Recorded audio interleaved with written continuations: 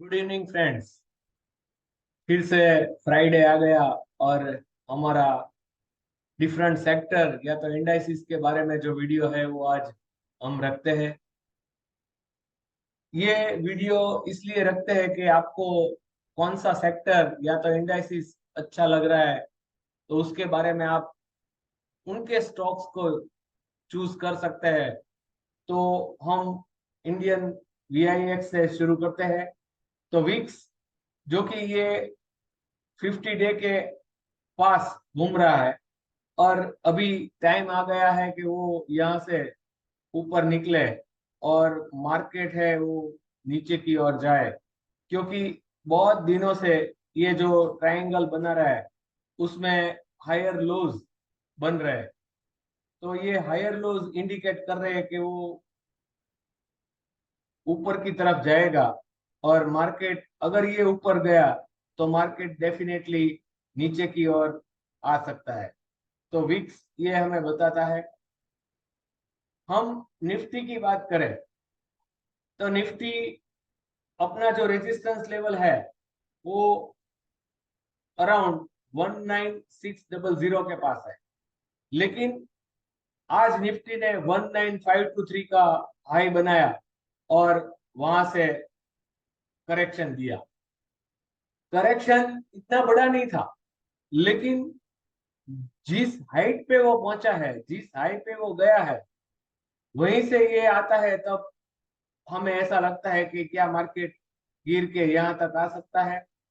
जरूर आ सकता है, क्योंकि ये 20 डीएमए का सपोर्ट है और ये 50 डीएमए का सपोर्ट है। अगर 18900 या तो 19000 टिकता है तो कोई बात नहीं, अदरवाइज 18500 या 18600 ये लेवल आ सकता है। उसके पहले ये जो बहुत बढ़िया सपोर्ट था 1887 का, तो 18900 टिकना चाहिए, ऐसी उम्मीद है। और वैसे भी इतना मार्केट अब गया हुआ है, आप ये कैंडल देख सकते हैं। तो ज्यादातर चांसेस ऐसे है कि वो नीचे की ओर आए और सपोर्ट ले। और ये भी रनअप बहुत ही लंबा हो चुका है, तो ये भी इंडिकेट कर रहे हैं कि वो आ जाए। अगर हम उसका फिबोनाची लेवल देख ले तो फिबोनाची लेवल क्या बता रहा है कि यहाँ से अप मूव स्टार्ट हुआ था और हम यहाँ तक का फिबोनाची लेवल, रिट्रेसमेंट लेवल देखते हैं। तो ये जो हमने लाइन ड्रॉ की हुई है 18,900 की, वहां पे 23.6 का रिट्रेसमेंट आता है और उससे ज्यादा वो गिरे तो 18,500 का वो 50 डीएमए तक वो रिट्रेसमेंट आ सकता है। तो ये पॉसिबल है कि निफ्टी का रिट्रेसमेंट यहाँ तक आए। हम बैंक निफ्टी की बात करें तो मैं जो अपना टेलीग्राम चैनल पे हर रोज निफ्टी और बैंक निफ्टी का चार्ट रखता हूँ और उसमें मेरा व्यू देता हूँ, तो उसमें भी मैंने कई बार बोल चुका हूँ कि निफ्टी के हिसाब से निफ्टी बैंक वीक है। निफ्टी बैंक इतना जोश नहीं दिखा पा रहा है जितना जोश निफ्टी में था। और वैसे भी 3 दिन पहले उसने ये जो कैंडल बनाई उसका अगर आप वॉल्यूम देखें तो ये वाला इतना ज्यादा वॉल्यूम और ये कैंडल स्टिक का बहुत ही खराब पैटर्न वो बन चुका है। तो पॉसिबल है कि ये रेंज में निफ्टी बैंक आ जाए। उसने 45,000 को तो तोड़ दिया है। अप मूव 45500 के ऊपर ही बनेगा, लेकिन सपोर्ट है वो करीबन 4430 या तो 4280 के पास बन 800 के पास बनता है। तो ये जो रेजिस्टेंस जोन पहले था ये अब सपोर्ट जोन बन चुका है और वहां पे 20 और 50 डीए में दोनों का मिलन भी हो रहा है। तो पॉसिबल है कि यहाँ तक वो सपोर्ट लेने के लिए आ जाए। हम ऑटो की बात करें तो ऑटो में भी आप देख सकते हैं कि बहुत लंबा रनअप हो चुका है, ऑटो के रिजल्ट भी आ चुके हैं। तो पॉसिबल है कि यहाँ तक 14,800 या तो 14,300 तक का रिट्रेसमेंट वो देखे। उसका भी रिट्रेसमेंट लेवल अगर हम देखते हैं तो हमें ऐसा पता चलता है कि यहाँ से, सॉरी, हम रिट्रेसमेंट लेवल देखते हैं तो यहाँ से ये जो 23.6 का रिट्रेसमेंट है वो भी 20 डीएमए तक आता है, और 38.2 का रिट्रेसमेंट है वो भी 50 डीएमए तक आता है। तो पॉसिबल है कि वो यहाँ तक नीचे गिरे और कंसोलिडेट करे। एनर्जी ने हमारे लेवल से बहुत ही अच्छा मूव दिया। हमने ऐसा बोला था कि ये 200 लेवल और 50 डीएमए का, 200 डीएमए और 50 डीएमए का लेवल है वो अच्छी तरह से वर्क करेगा, और ये पूरा वीक में उसने अच्छी तरह से अप मूव दिया और वो यहाँ तक पहुंचा। अभी थोड़ा कंसोलिडेट होगा क्योंकि उसका अपर लेवल है वो 26,400 के पास है। तो पॉसिबल है कि वो यहाँ तक एनर्जी का जो इंडाइसिस है वो आ सकता है। हम फाइनेंस की बात करें तो फाइनेंस ने यहाँ तक आने के बाद ये जो डाउन मूव पूरे वीक में कोई भी क्लोजिंग ऐसी नहीं है जो अगले हाई से ऊपर हो। तो पूरा का पूरा डाउन ट्रेंड शुरू हो गया है। वो अगर 20 डीएमए या तो 50 डीएमए तक रिट्रेस करता है तो ये जोन में आने की उम्मीद ज्यादा है। हम एफएमसीजी की बात करें तो एफएमसीजी ने तो बहुत बियरिश पैटर्न यहाँ पे चार्ट पे बनाई हुई है। ये बुलिश कैंडल थी, ये स्टार हुआ, और ये बियरिश कैंडल है। तो ये बियरिश कैंडल वो सजेस्ट करती है कि वो 50 डीएमए तक तो रिट्रेसमेंट लेगा ही लेगा। तो एफएमसीजी में से तो दूर ही रहना है। हम हेल्थ की बात करें तो हेल्थ अभी यहाँ पे कंसोलिडेट हो रहा है। उसका सपोर्ट है वो नीचे है यहाँ पे, जो पहले रेजिस्टेंस हुआ था, और उसका टारगेट लेवल यहाँ पे है। तो पॉसिबल है कि ये जोन में वो 3 या 4 दिन कंसोलिडेट हो तब आगे चल सकता है। तो हेल्थ केयर में उसका ख्याल रखना है कि वो कैसी तरह से वर्कआउट करता है। वो कंसोलिडेट होगा लेकिन उसमें डाउन ट्रेंड ज्यादा नहीं दिख रहा है। हम इंफ्रा की बात करें तो इंफ्रा ये भी बियरिश एंगल्फिंग पैटर्न बनाया हुआ है। ये पूरी रेड कैंडल है वो उसमें दब चुकी है। तो पॉसिबल है कि वो भी 20 डीएमए या तो 50 डीएमए जो अगला वाला रेजिस्टेंस था वो सपोर्ट पे वर्क करे तो वो भी आएगा। अगर हम आरएसआई को देखें तो आरएसआई यहाँ पे न्यू हाई बना हुआ है, लेकिन आरएसआई ने अपना लो दिया हुआ है, तो उसमें भी डाइवर्जन दिख रहा है।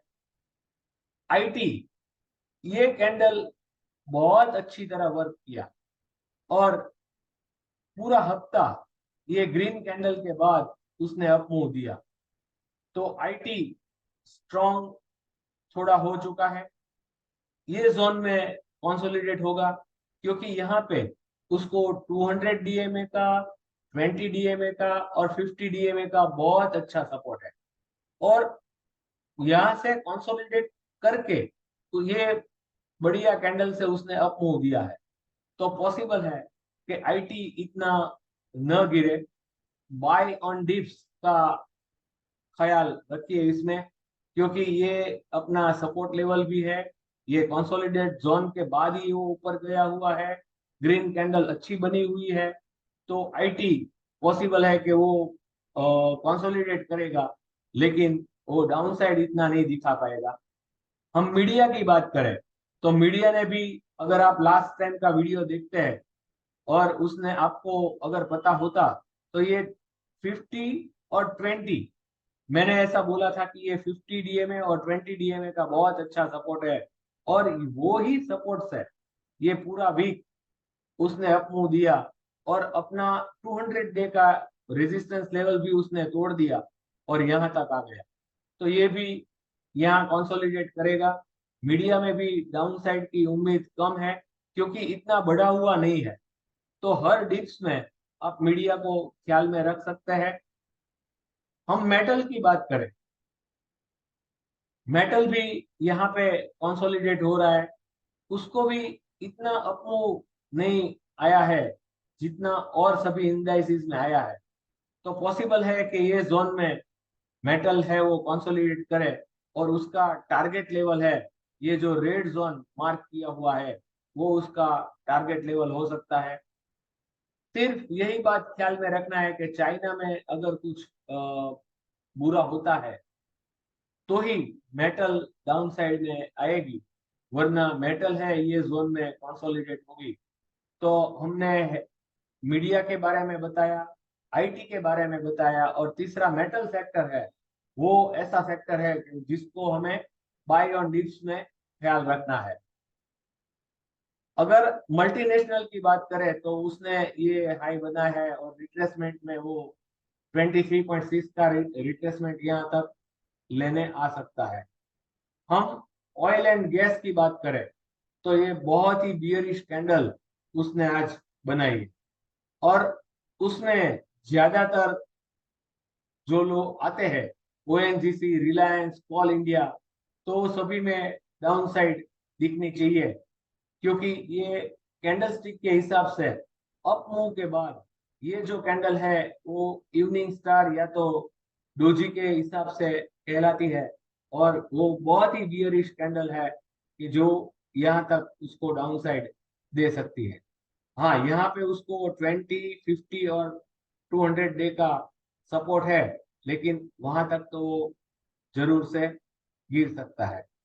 हम फार्मा की बात करें तो 3 वीक से मैं ऐसा बोल रहा हूँ कि आप फार्मा को कंसीडर कीजिए, और आप देख सकते हैं कि फार्मा ने बहुत अच्छा मूव दिया। Now it is over. ये कैंडल है वो बियरिश कैंडल बन चुकी है। पॉसिबल है कि यहाँ जो रेजिस्टेंस लेवल था वो सपोर्ट की ओर काम करेगा, और वहां तक वो आ सकता है। हम कंजम्पशन के बारे में बात करें तो वो भी अपने रेजिस्टेंस लेवल पे पहुंच चुका है। आरएसआई का डाइवर्जन दिख रहा है, तो वो भी नीचे की ओर आएगा। हम रियलिटी के बात करें तो वो भी अपने रिट्रेसमेंट जोन में पहुंच चुका है, हायर जोन में पहुंच चुका है। यहाँ भी आरएसआई नीचे की ओर आ रही है, यहाँ हाई अपर साइड बन रहा है, लेकिन आरएसआई डाउन ट्रेंड दिखा रही है, तो वो भी डाइवर्जन हो सकता है। कमोडिटी की बात करें तो वो एक रेंज में फंसा हुआ है। जब ये रेंज टूटेगा तो ही उसमें कुछ मूवमेंट दिखाई देगा। तब तक ये जो जोन में कंसोलिडेट हुआ था, इसी तरह ये जोन में भी वो कंसोलिडेट होगा। तो हम मिड कैप की बात करें तो मिड कैप भी अपना हायर लेवल पे पहुंच चुका है। आरएसआई का डाइवर्जन दिख रहा है। तो मिड कैप और स्मॉल कैप में भी प्रॉफिट बुकिंग आ सकती है। तो हमें 3 या 4 सेक्टर ही ऐसे मिल रहे हैं, जैसे कि आईटी, मीडिया एंड मेटल, जिसमें अप मूव आने की गुंजाइश है। तो वो 3 सेक्टर के जो भी अच्छे स्टॉक्स है उसको आप ख्याल में रखेंगे तो आपको बहुत ही अ, मुनाफा होगा। Thank you, thank you very much.